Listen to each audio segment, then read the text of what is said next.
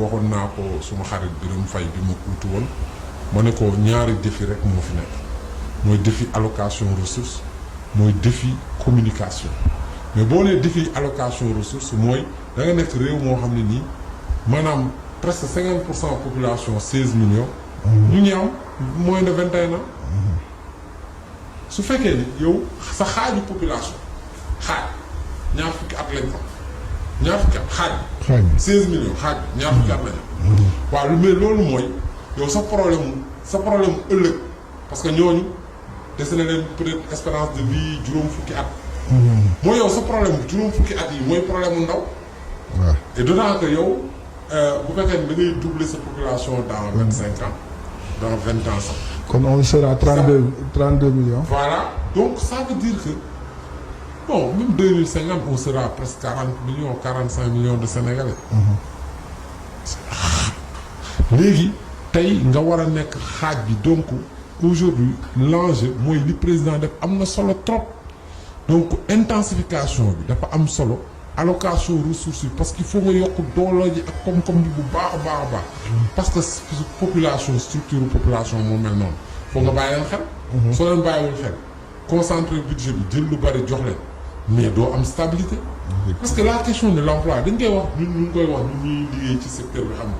ñu ngi koy wax tout le temps nee nañ leen du question politique amul benn parti politique bu am solution bi. yaa ngi dégg. c'est une question structurelle.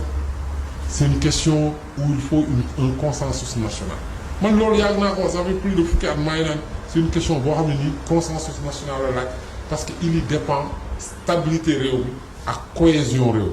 je pense que li am weer yële xaw na ko wane. heureusement président déglu na bu baax mais il faut que ñu boole ñu xam ni 450 milliards yi c'est bien parce que daanaka suñu état suñu nguur presque suñu réew. attanu ko ay efforts yu bare ba lañ def ak réorientation priorité. mais faut ñu yokk ko.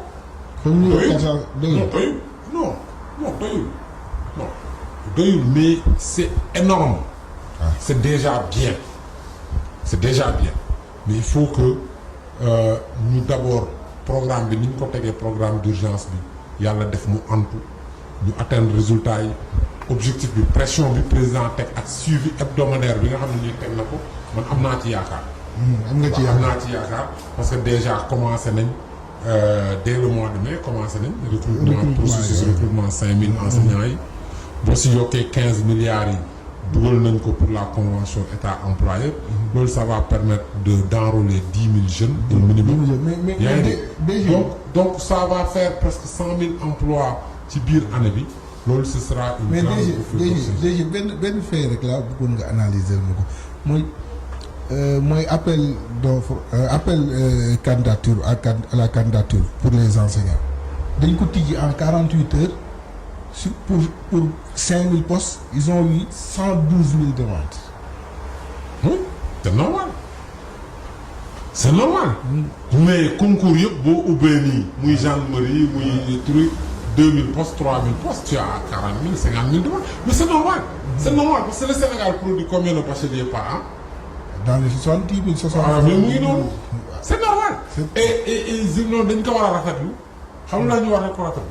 mooy la vocation du métier d'enseignant du métier d'enseignant. attire contre ni ñu koy waxee disparaître. benn xam nga. et sur 100 000 candidats ça veut dire que tu auras. un recrutement de qualité. Ça veut dire que tu auras un recrutement de qualité. Non, il ne faut pas se tromper sur les chiffres. Le besoin d'emploi est réel dans le pays. Il faut arrêter. Le besoin d'emploi est réel. Mais le moment où nous recrutons 5 000 enseignants, le moment où nous recrutons 65 000, le moment où nous avons une convention employeur de recruter 15 000, le moment où l'année 2021, le président a fait effort, mais 100 000 emplois. Sur des efforts budgétaires. C'est-à-dire des efforts budgétaires. Sur 6 mois. Non, je veux dire, non, continuer. Sur 6 mois. Ouais, sur 6 mois. 100 000 emplois. Bu ñu ko defee 2022 100 000 emplois. Ñu defaat 2023 100 000 emplois. Mais c'est 300 000 emplois. Mais 300 000 emplois soo ko defee loolu tu règles en très grande partie le problème.